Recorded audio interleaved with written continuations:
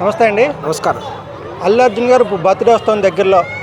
ఏంటి సార్ ఆయన ఎలా ఉంటుంది అనుకుంటున్నారు? ఆయన ఫ్యూచర్ అది చాలా ఒడిదుడుకులు ఎదుర్కొన్నారు కూడా. ఈ ఉగాది సందర్భంగా ఆయనకి ఏమైనా మార్పులైనా జరిగే అవకాశం ఉందంటారా?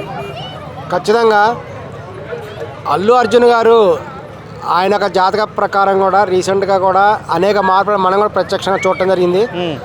ఆయన అనేక ఒడిదుడుకులని భవిష్యత్తులో కూడా ఎదుర్కొనే అవకాశం ఉంది.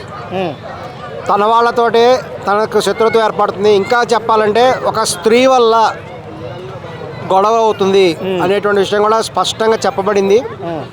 కాబట్టి ఆ స్త్రీ ఎవరు అనేటువంటిది కూడా అల్లు అర్జున్ గారు కూడా చెక్ చేసుకోవాలి త్వరలో. ఇక ఈయన గురించి కూడా చెప్పినట్లయితే ఈయన రీసెంట్గా కూడా జైలు జీవితం కూడా చూసి రావాల్సి వచ్చింది. ఇది ఆయన ఊహించినటువంటి విషయం. తన జీవితంలో అనుకోని ఉన్నాడు, కానీ వెళ్ళేసి ఎట్లయినా బెయిల్ తీసుకుని వచ్చాడు. అందుకని ఆయన జ్యోతిషం కూడా చూపించుకుంటే ఆయన పేరులో మార్పు చేస్తే కొంత ఏమైనా ఉంటుందేమో అని కూడా వాళ్ళు ప్రయత్నాలు చేస్తున్నారు. ఎందుకంటే ఆయనకి మరికొన్ని కఠినమైనటువంటి జీవితాలు ఎదుర్కొనే అవకాశం కూడా కనిపిస్తున్నది అల్లు అర్జున్ గారు.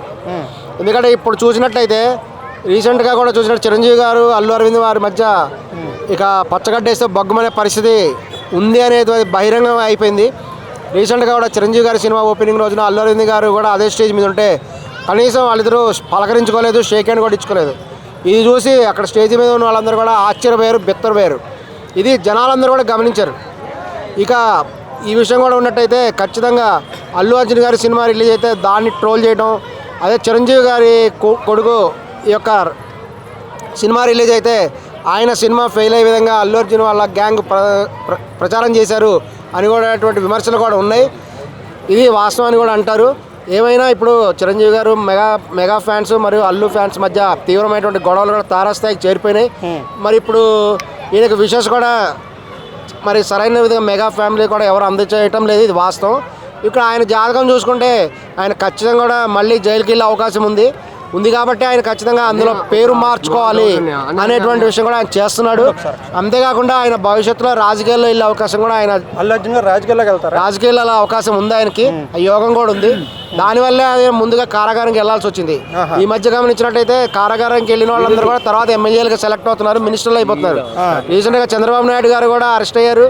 ఆయన కూడా తర్వాత గెలిచి ముఖ్యమంత్రి అయ్యారు. అంతకుముందు జగన్మోహన్ రెడ్డి గారు అరెస్ట్ అయ్యారు, తర్వాత ఆయన ముఖ్యమంత్రి అయిపోయారు. ఈ విధంగా కూడా రేవంత్ రెడ్డి గారు కూడా ఒకప్పుడు అరెస్ట్ అయ్యారు, ఆయన ముఖ్యమంత్రి అయిపోయారు.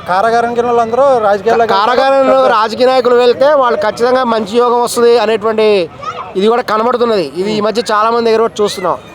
అదేవిధంగా అల్లు అర్జున్ గారు కూడా అందుకని అట్లా అట్రాక్ట్ అయ్యారు అటు సైడు, కారాగారం సైడు. ఖచ్చితంగా ఆయన మంచిది ఉంది కాబట్టి ఆ చెడు జరిగిందంటారా? జరిగింది, అవును, వాస్తవం. అది ఫ్యూచర్లో కూడా చూసుకుంటే భవిష్యత్తులో ఇక తెలంగాణలో టీడీపీ అధ్యక్షుడిగా జూనియర్ ఎన్టీఆర్ గారు రాబోతున్నారు.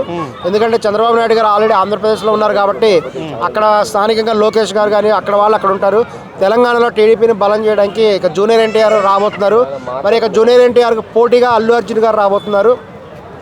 ఆయన ఖచ్చితంగా టీఆర్ఎస్ పార్టీలో కానీ లేకపోతే మరొక పార్టీలో కానీ చేరి ఖచ్చితంగా జూనియర్ ఎన్టీఆర్ అల్లు అర్జున్ మధ్య ఫ్యూచర్లో మంచి ఫైట్ రాజకీయ ఫైట్ జరగబోతున్నది, ఇది వాస్తవం.